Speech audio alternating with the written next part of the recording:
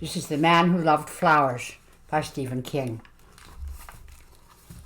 On an early evening in May of 1963, a young man with his hand in his pocket walked briskly up New York's 3rd Avenue. The air was soft and beautiful. The sky was darkening in slow degrees from blue to the calm and lovely violet of dusk. And there are people who love the city. This was one of the nights that made them love it. Everyone standing in the doorways of the delicatessens and dry cleaning shops and restaurants seemed to be smiling. An old lady pushed 2 bags of groceries in an old baby pram, grinned at the young man, and hailed him. "Hey, beautiful." The young man gave her a half smile and raised his hand in a wave. She passed on her way, thinking, "He's in love." He had that look about him. He was dressed in a light gray suit, the narrow tie pulled down a little, his top collar button undone. His hair was dark and cut short. His complexion was fair. His eyes a light blue. Not an extraordinary face. On this soft spring evening, on this avenue, in May of 1963, he was beautiful. The old woman found herself thinking with a moment's sweet nostalgia, in spring, anyone can be beautiful. They're hurrying to meet the one of their dreams for dinner, maybe dancing after. Spring is the only season when nostalgia never seems to turn bitter. She went on her way, glad that she'd spoken to him, glad he'd returned the compliment by raising his hand in a half salute. The young man crossed 63rd Street, walking with a bounce in his step and that same half smile on his lips. Partway up the block, an old man stood beside a chipped green hand cart filled with flowers. The predominant color was yellow, the yellow fever of jonquils and late crocuses. The old man also had carnations and a few hothouse tea roses, mostly yellow and white. He was eating a pretzel and listening to a bulky transistor radio that was sitting kitty-corner on his handcart. The radio poured out bad news that no one listened to. A hammer murderer was still on the loose. JFK had declared the situation in a little Asian country called Vietnam would bear watching. An unidentified woman had been pulled from the East River. A grand jury had failed to indict a crime overlord in the current city administration's war on heroin. The Russians had exploded a nuclear device. None of it seemed real. None of it seemed to matter. Air was soft and sweet. 2 men with beer bellies stood outside a bakery, pitching nickels and ribbing each other. Spring trembled on the edge of summer. In the city, summer is the season of dreams. The young man passed the flower stand and the sound of the bad news faded. He hesitated, looked over his shoulder, and thought it over. He reached into his coat pocket and touched the something in there again. For a moment his face seemed puzzled, lonely, almost haunted, and as his hand left the pocket, regained its former expression of eager expectation. He turned back to the flower stand, smiling. He would bring her some flowers. That would please her. He loved to see her eyes light up with surprise and joy when he brought her a surprise. Little things, because he was far from rich. A box of candy, a bracelet. Once only a bag of Valencia oranges, because he knew they were Norma's favorite. "My young friend," the flower vendor said as the man in the gray suit came back, running his eyes over the stock of the handcart.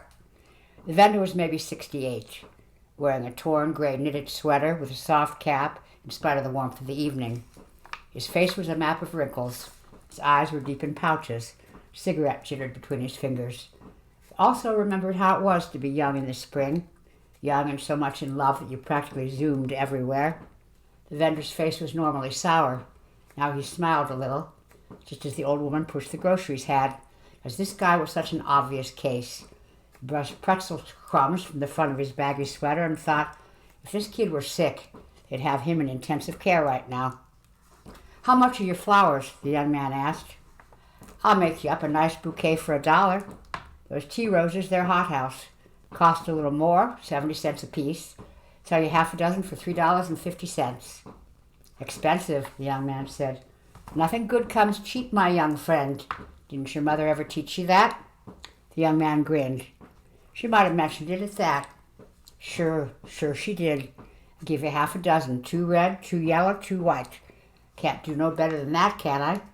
Put in some baby's breath. They love that. Fill it out with some fern. Nice. You could have the bouquet for $1. "They?" the young man asked, still smiling. "My young friend," the flower vendor said, flicking his cigarette butt into the gutter and returning the smile. "No one buys flowers for themselves in May. It's like a national law. You understand what I mean? The young man thought of Norma, her happy, surprised eyes and her gentle smile, and he ducked his head a little. I guess I do at that, he said. Sure you do. What do you say? Well, what do you think? I'm going to tell you what I think. Hey, advice is still free, ain't it? The young man smiled and said, Guess it's the only thing left that is. You're damn tootin' it is, the flower vendor said. Okay, my young friend. If the flowers are for your mother, you get her the bouquet. A few jonquils, a few crocuses, some lily of the valley. You don't spoil it by saying, Oh, Junior, I love them. How much did they cost? Oh, that's too much. Don't you know enough not to throw your money around? The young man threw his head back and laughed. The vendor said, But if it's your girl, that's a different thing, my son, and you know it. You bring her the tea roses and she don't turn into an accountant. You take my meaning? Hey, she's going to throw her arms around your neck. I'll take the tea roses, the young man said. This time it was the flower vendor's turn to laugh. Two men pushing nickels glanced over, smiling. Hey, kid, one of them called. You want to buy a wedding ring cheap? I'll sell you mine. I don't want it no more. The young man grinned and blushed to the roots of his dark hair. The flower vendor picked out 6 tea roses, snipped the stems a little, spritzed them with water, wrapped them in a large conical spill. Tonight's weather looks just the way you'd want it, the radio said. Fair and mild, temps in the mid to upper 60s, perfect for a little rooftop stargazing. If you're the romantic type, enjoy. Greater New York, enjoy. The flower vendor scotch-taped the seam of the paper spill and advised the young man to tell his lady that a little sugar added to the water she puts them in would preserve them longer. I'll tell her, the young man said, held out a $5 bill. Thank you. Just doing the job, my young friend, the vendor said, giving him $1.25. His smile grew a bit sad. Give her a kiss from me. On the radio, the Four Seasons began singing Sherry. The young man pocketed his change and went on up the street, eyes wide and alert and eager, looking not so much around him at the life ebbing and flowing up and down 3rd Avenue as inward and ahead, anticipating. Certain things did impinge. A mother pulling a baby in a wagon, baby's face comically smeared with ice cream. Little girl jumping rope and sing-songing on her rhyme. Betty and Henry up in a tree, Kissing. First comes love, then comes marriage. Here comes Henry with a baby carriage. 2 women stood outside a washateria, smoking and comparing pregnancies. A group of men were looking in a hardware store window at a gigantic color TV with a 4-figure price tag. A baseball game was on. All the players' faces looked green. The playing field was a vaguely strawberry color. The New York Mets were leading the Phillies by a score of 6-1 in the top of the 9th. He walked on, carrying the flowers, unaware that the 2 women outside the washateria had stopped talking for a moment, watched him wistfully as he walked by with his paper of tea roses. Their days of receiving flowers were long over. He was unaware of a young traffic cop who stopped the cars at the intersection of 3rd and 69th with a blast on his whistle to let him cross. The cop was engaged himself and recognized the dreamy expression on the young man's face from his own shaving there. We had often seen it lately. He was unaware of the 2 teenage girls who passed him, going the other way, and then clutched themselves and giggled.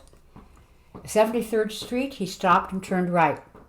The street was a little darker, lined with brownstones and walked-down restaurants with Italian names. 3 blocks down, a stickball game was going on in the fading light. The young man did not go that far. Half a block down, he turned into a narrow lane. Now the stars were out, gleaming softly, and the lane was dark and shadowy, lined with vague shapes of garbage cans. The young man was alone now. No, not quite. A wavering yowl rose in the purple gloom, and the young man frowned. Some tomcat's love song. There was nothing pretty about that. He walked more slowly and glanced at his watch. It was 7:15, and Norma should be just... Then he saw her, coming toward him from the courtyard, wearing dark blue slacks and a sailor blouse that made his heart ache. It was always a surprise seeing her for the first time. It was always a sweet shock. She looked so young. Now his smile shone out, radiated out, and he walked faster.